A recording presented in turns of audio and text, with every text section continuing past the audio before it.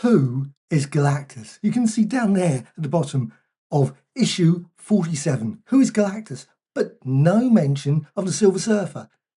Silver Surfer appears first in issue 48, The Coming of Galactus. You can see there the Watcher looking up, something's happening. But for the first part of the comic, there's not really much about the Silver Surfer and any of the characters. It's the Inhumans. But finally, we do subtly see the Silver Surfer, just briefly. And there it is, the first appearance of the Silver Surfer, where life goes and somewhere, etc. And you can see the incredible figure, I should say, going through on a surfboard. Now, of course, he can whiz through all kinds of things. He can obviously goes through these various meteorites flying through there. However, before we get to the Silver Surfer, we got this. The Watcher is protecting the Earth. It's got these flames in the sky. Of course, everyone thinks, what? We've got all these flames. It must be the Human Torch. There's probably a few other characters that could have done that, but he's there and he's a great person to have a sort of right around. But you can see the Silver Surfer flying through, and finally he gets to, obviously, the Earth. Goes through past Saturn. Obviously, there's a few other, moons there you can see.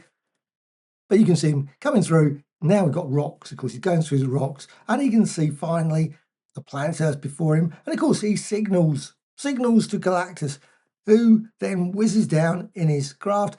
And we see an absolutely brilliant, I love that image there. Absolutely superb. And also he's got the big G. Weirdly, later, we don't see the big G. But still, at that point, we've got a big G. Now, at this point, key thing is the Silver Surfer is suddenly lost from the plot, that part. And he's with Alicia. And he learns that humanity is worth saving. But of course, that does cause problems, and Watcher mentions that. Of course, you've got the ultimate nullifier. That's a key thing in the story. So it's not really the Silver Surfer at this point. But you've got the Thing and obviously the Fantastic Four do quite well against Galactus. And of course, he ends up bringing the Punisher, not the Punisher that we had later, but the Punisher here. Obviously one of the most powerful beings, obviously, from the outer rim of the known universe. And I love that, Unlife.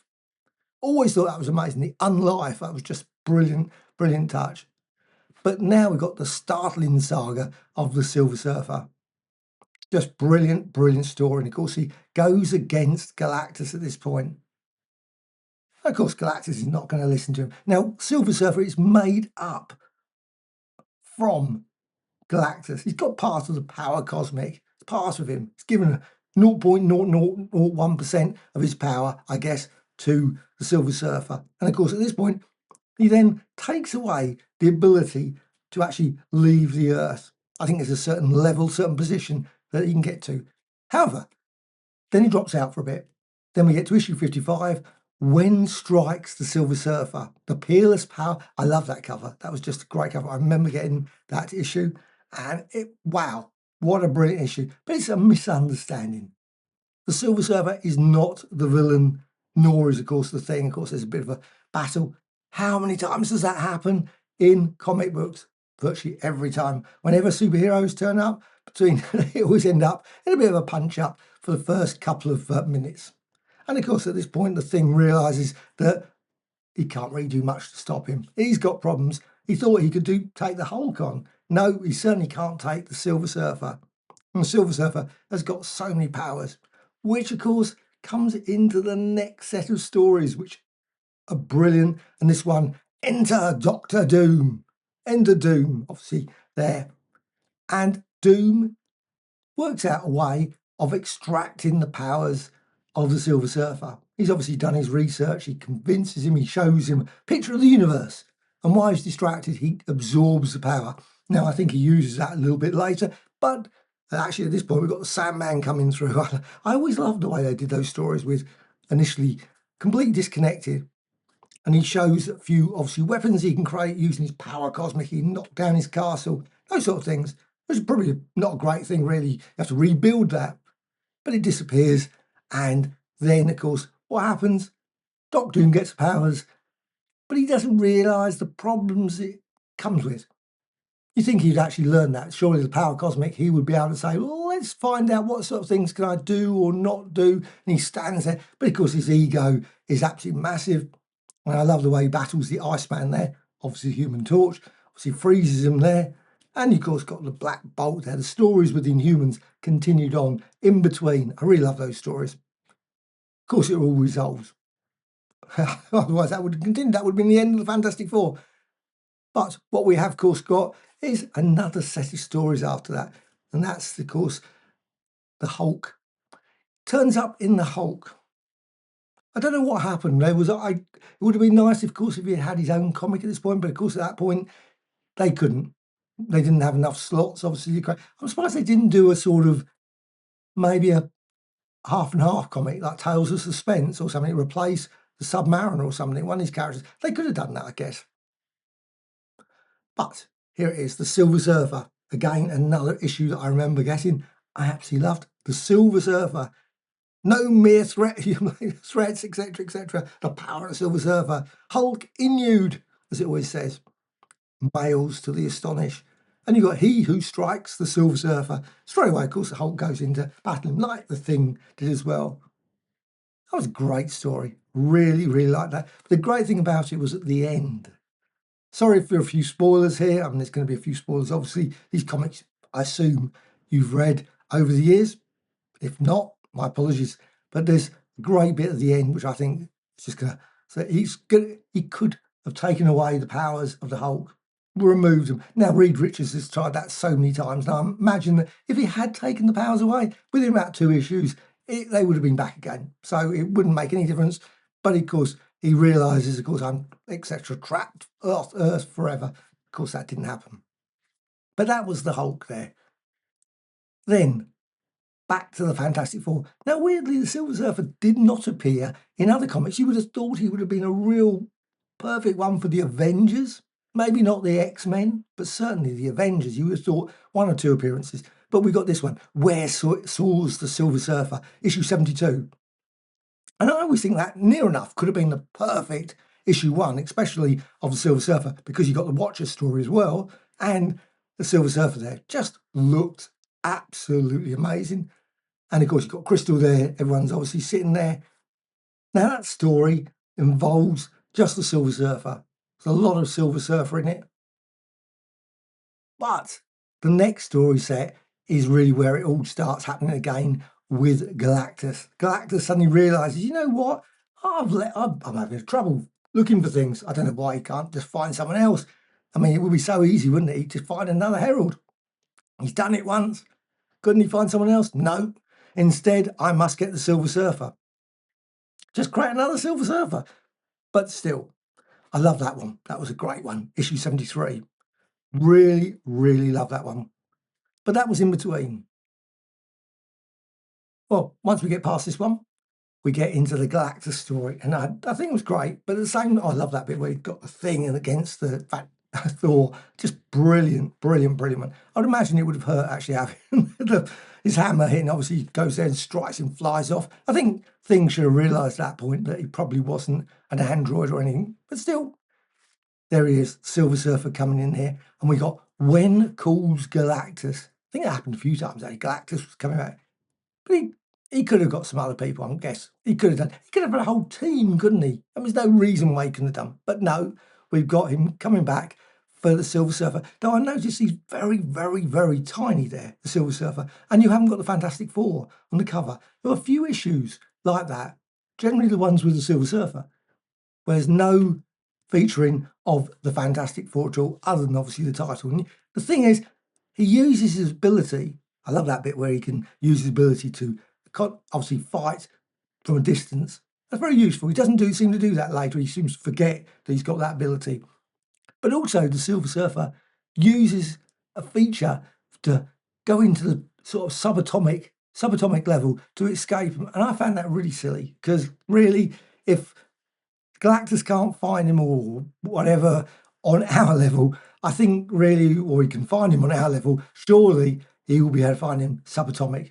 I mean, in terms of the size of the universe, the difference just ridiculous. But still, did give an opportunity, of course, bring this guy in, who was not the world's greatest character, Psycho Man, good old Psycho Man. There, and of course, got Galactus there, and obviously tells that there's obviously a threat to the world, etc. Always love that one as well. The Wizard with his Wonder Gloves. Always felt that the Wizard should have brought those Wonder Gloves back. He was doing quite well with the Wonder Gloves. Perhaps that would have been a bad idea. Then he wouldn't have had the Frightful Four ever coming back. But still, that was a run through of the Fantastic Four, sort of the early sort of period. But then I think there's a cameo or two somewhere. I think there's probably a Hulk one, I think 102 or something that he appears. But then we got this, the Taschen book, and I love this book. This is showing in the original pages, the original sort of format, not been restored, cleaned, etc. Obviously, this is a huge book, way too big. I love that cover, but I still think issue 72 would have been so much better cover, personally. Obviously, if you like Buscema's work, obviously you'll probably prefer issue 1 with his.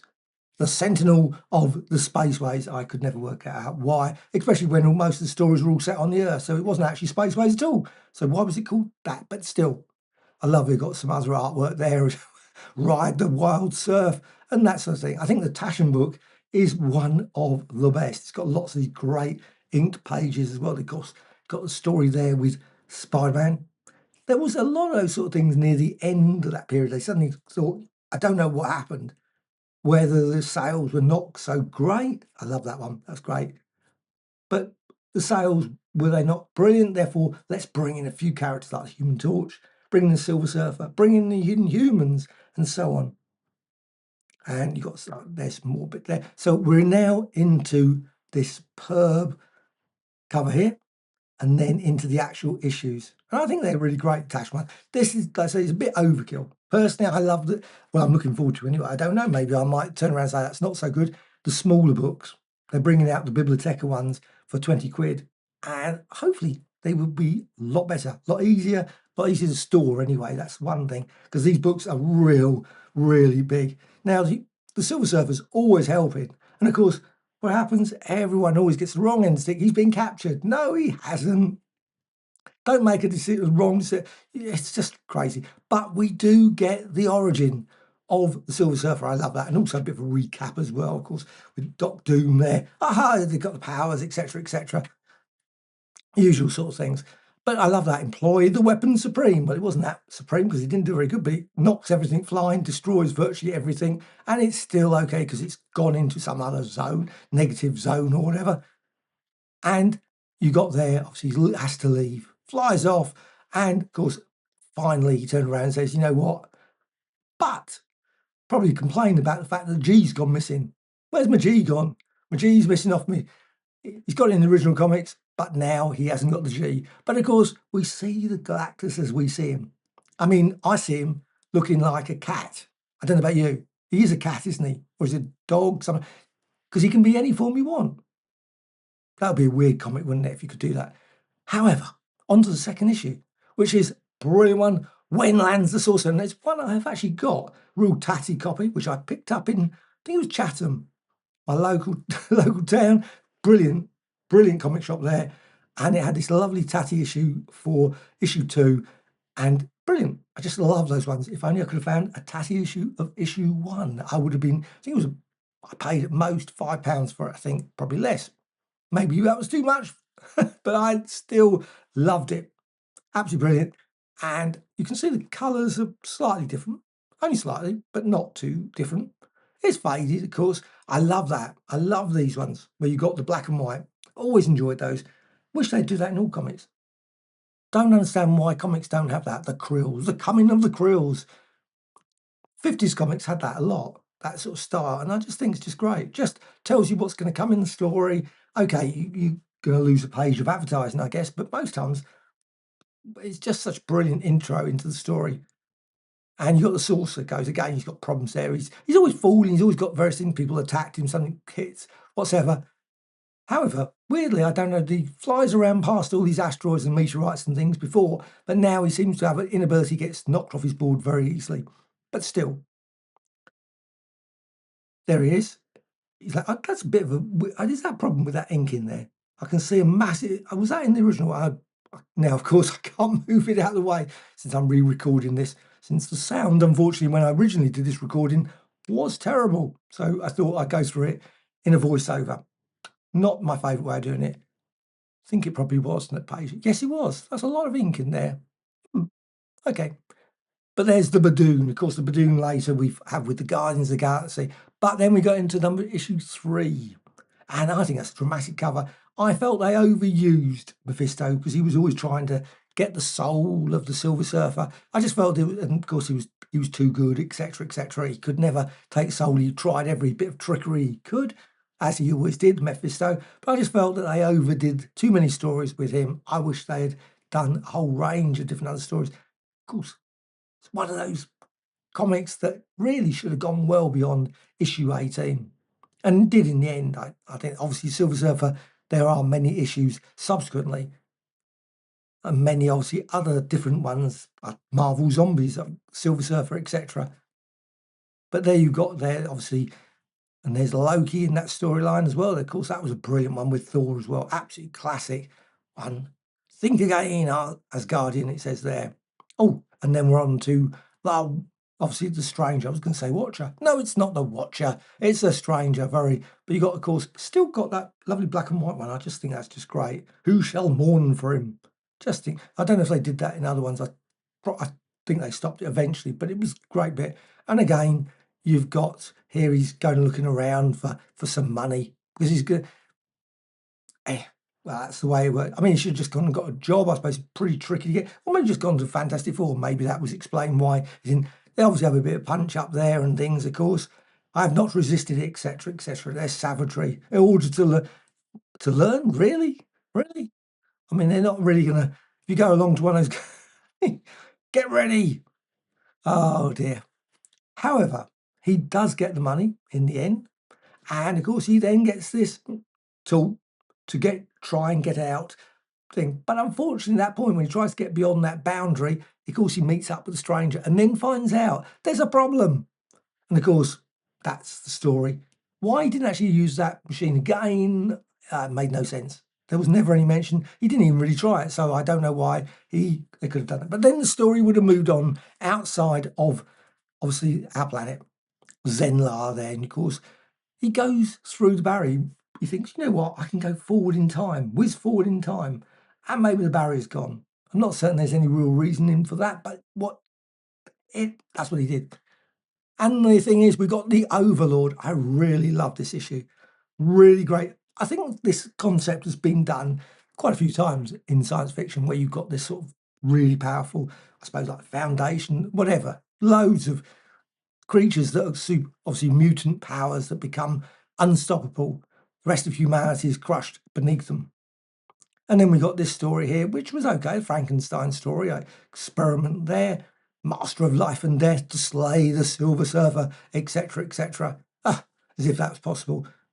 Oh, we got this one, another good one, to steal the surfer's soul as well. I enjoyed that story as well.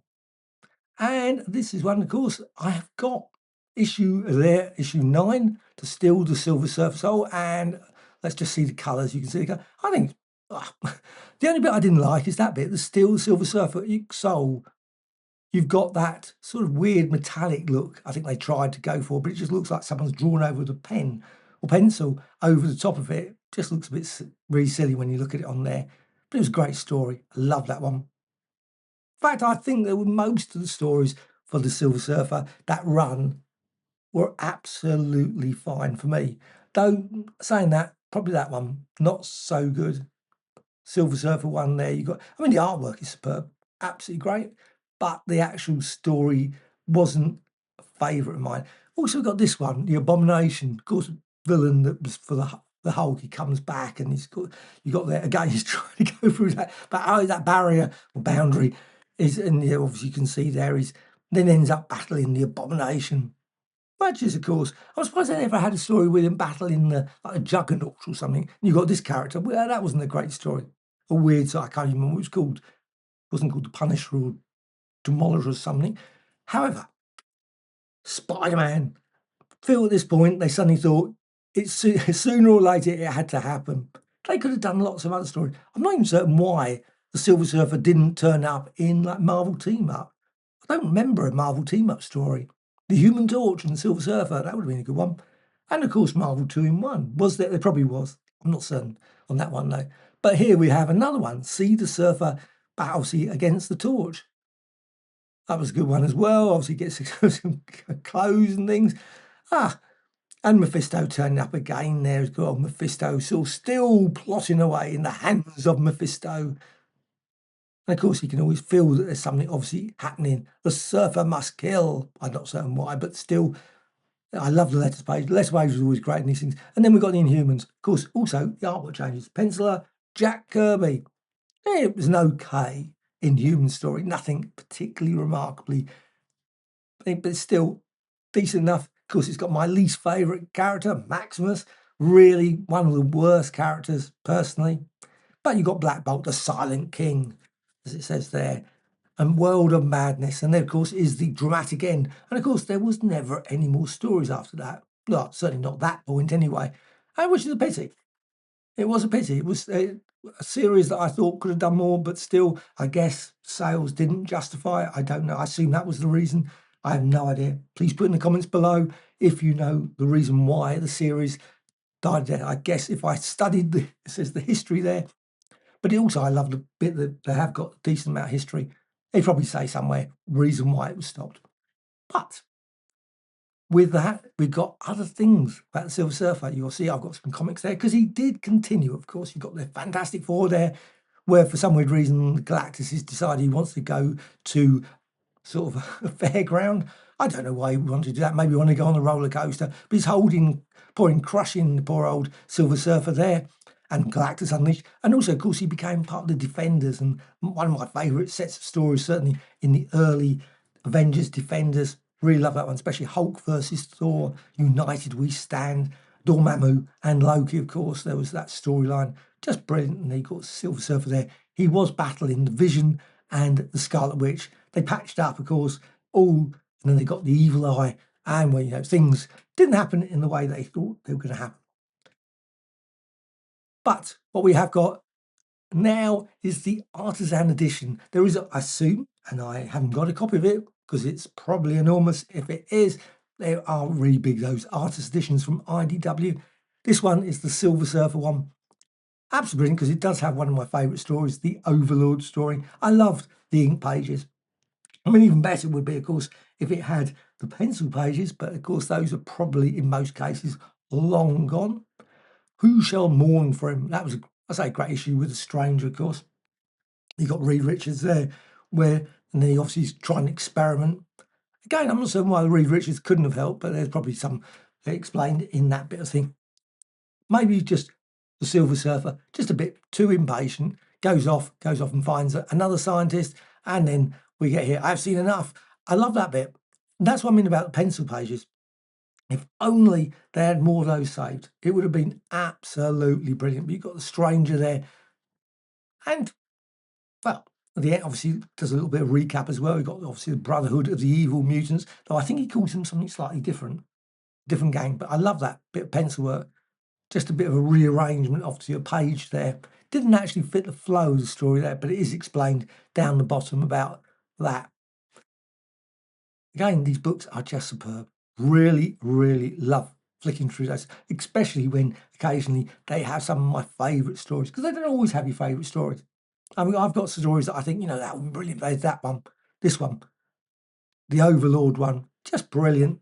Really love that. And I love the way he stops it as well, which of course he could have done right at the start. But I always thought one slight thing that I thought about when I think, well, how do you know which place to go to? I know he knows that it's something somewhere, but there must be more than one of these things. But anyway, other than that mere quibble, now strikes the ghost. And you've got, of course, again, Mephisto there, and you've got a little bit of the Crush, the Silver Surfer, and Reborn. And of course, it's got a lot of great additional pages as well. You've got some of the concluded again on these. I love that bit with you've got the very just great that there's those sort of things. It was going to be split in a different way. So there you got Reborn, Rise, the Silver Surfer. Not so many don't think there's so many of the covers, but it's got a lot of ink pages. shut it, which is always a pity that it would be nice, if especially when you've got like 1, 2, 3, 4, 5, only 18 issues. Would have been nice if they'd got every one of the covers. Would have been great, but perhaps they don't easily exist, or obviously they're in collections and not readily available. And that is the Silver Surfer, run through of the early 60s to the 70s, early 70s anyway, with obviously appearances in the Defenders. However, there are a few other ones of interest that came later, and probably one of my all-time favourites. During the video, I mentioned that I really haven't been following much of what the Silver Surfer's been doing late. Just looking on the Marvel Unlimited, there are lots and lots of stories. Of course, it's quite complex. Certainly, my knowledge of the Silver Surfer really is from the 60s and 70s, but I have this, which I really, really love. Probably one of my favourite omnibus collections that quite often I dip into and reread. Just brilliant. Lots and lots of different stories. And I remember actually buying the comics when they came out as well. The Silver Surfer, really love those ones. The Marvel Now, Point One, etc. Really good. And so clearly the Silver Surfer did a little bit more than the comics that I mentioned in the video. But I thought I'd better check through a few of them because, yes, I was thinking, what's he doing now? Well, clearly a lot. Well, I hope you found that of interest. Any thoughts about the Silver Surfer? Be great to hear. Did you ever buy Silver Surfer issue 1? Also, of course, have you got the Fantastic Four 48? Is one issue that I will probably never ever get. Obviously, it's now quite expensive. I have read it over the years, but I haven't got a copy now. Also, have you got the artisan edition, or even maybe the artist edition, or of course those omnibuses, or maybe the epics for the Silver Surfer? And that's one set of books that still surprises me that they're missing. The Silver Surfer Epic Volume 2. Where is it? Would love to finally see it. Anyway, bye.